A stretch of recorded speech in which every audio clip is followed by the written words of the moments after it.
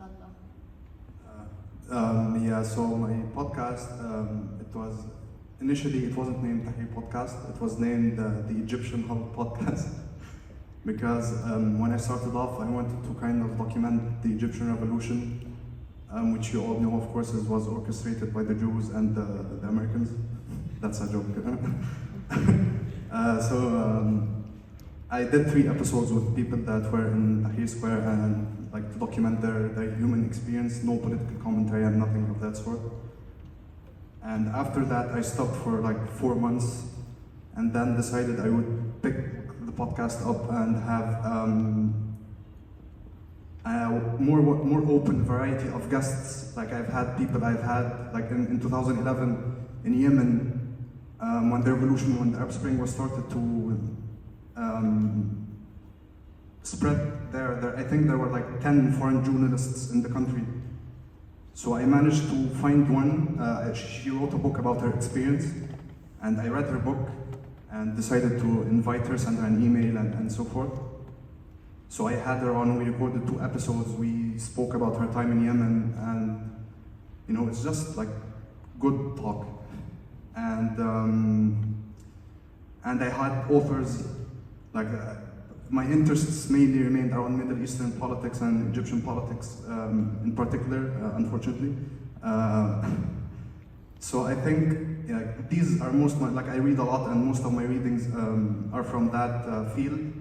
So I started to invite authors that have written books about that. Like for instance, I've had Ronnie Close, he teaches at AUC and he wrote, I think the first English book on the ultras, on Cairo's ultras. It's a great book. And after that, I moved into like Syria and Iraq. I read a book written by a journalist that was covering the ISIS battles from 2013 to 2016. And I had her on, and ironically, she happened to be in Afghanistan as the Taliban took over the country. So we spoke about her book and we spoke about her experience in Afghanistan.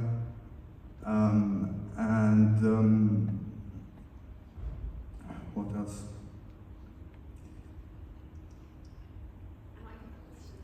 Yeah, of course. I'm very intrigued, to know how do you get to interview? How did you get to know those people? يعني? Is it like your network already? Or how do you do it? I'm personally intrigued. I mean, even you managed to interview someone from Ukraine, right? In one of your recent episodes, something that we couldn't do at ICRC because our teams are in shelters on the ground because it's ugly. So yeah, I'm interested to know. Yeah, so I think I was scrolling through Instagram like casually, and I found a Kyiv resident, capital of Ukraine, and it was the second day of the Russian invasion. And she happened to be an English teacher and translator, so I thought that would be a good opportunity to have her on, give her a space. And we spoke about like how is it looking like on the ground in Ukraine right now. And actually, we had to cut off the episode short because there was a Russian air raid on Kiev, and she's in Poland right now. And actually, like everyone I had, it's so easy to have people on. Like people want to talk. And actually, after I released the episode, it was on the second day of the invasion. The podcast is currently number 4 in the documentary category in Ukraine. Nice. Yeah. So is it like you decide on the theme or the topic and then you try to find people, or do you do it the other way around, like you see who you know and then you decide on your next episode? No, it's not people I know. Like actually, my friends aren't like interested in politics at all. And everyone I had, I didn't know prior. Like I found them. I either read their book, found them on like Twitter, for instance. Like Googled their email and sent them an email. So that's how it happens. It's very simple, and most people get back. What was the question?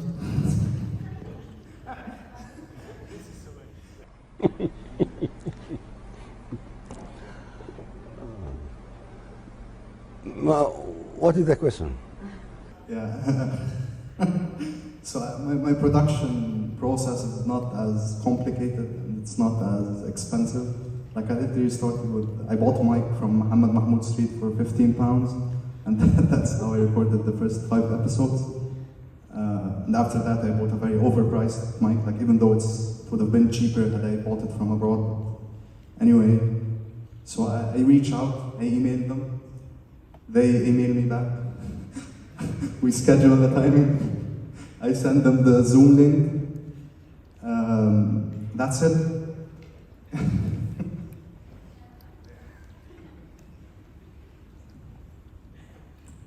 Thank you guys so much. I did have like a follow-up question.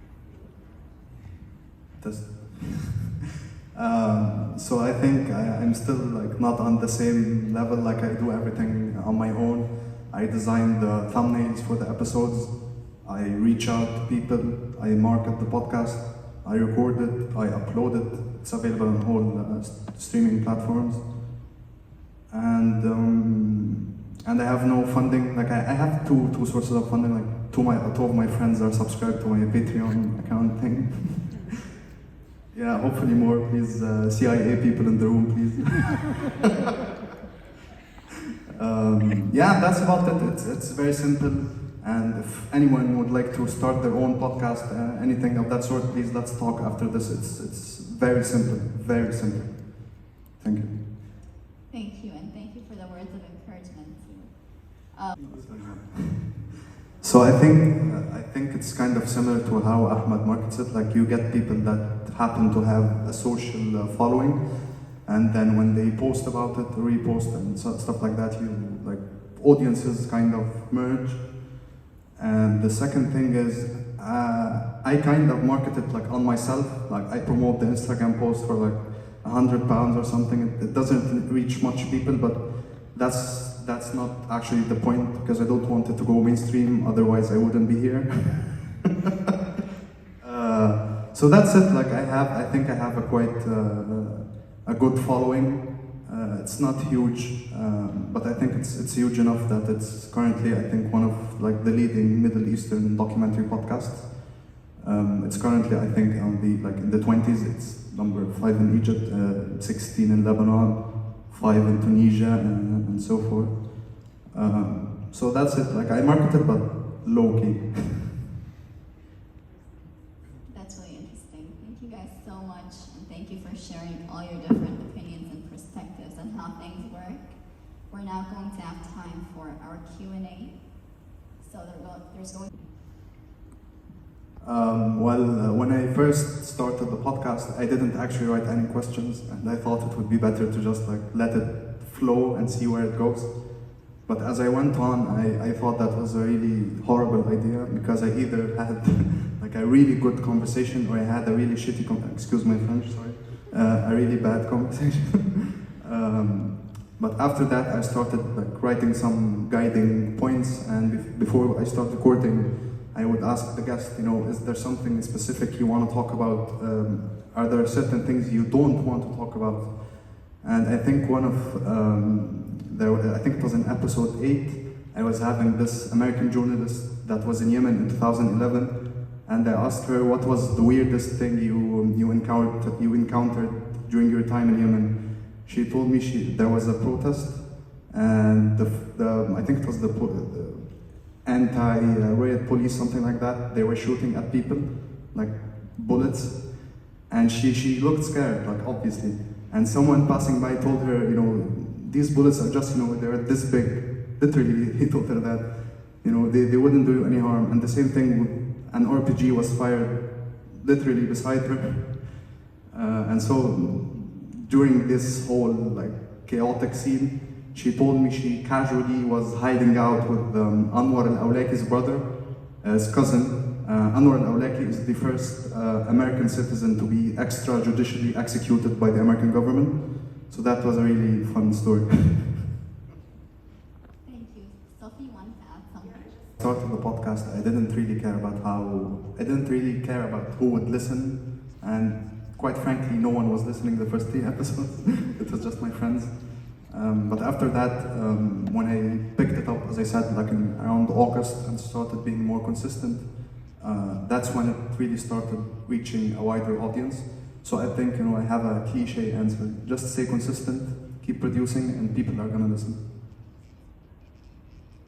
Thank you so much, guys. In regards of politics.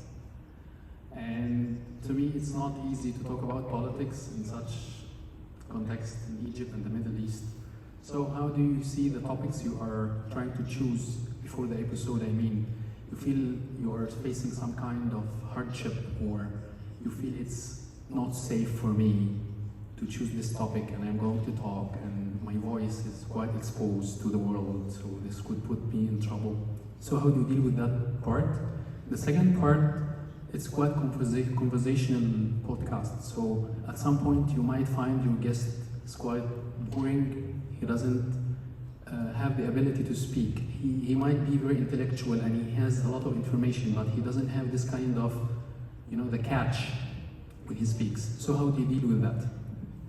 Okay, I'll respond to your first question and then the second one. I think the answer is quite obvious. Like I don't deal with it, but I think I'm constantly anxious. Even though I actually don't speak much on the podcast, like I just ask a question or something and let them carry the whole episode. But other than that, in regards to your second question, I mean, it happened. Like I had an episode where I literally forgot the questions and didn't have anything written down.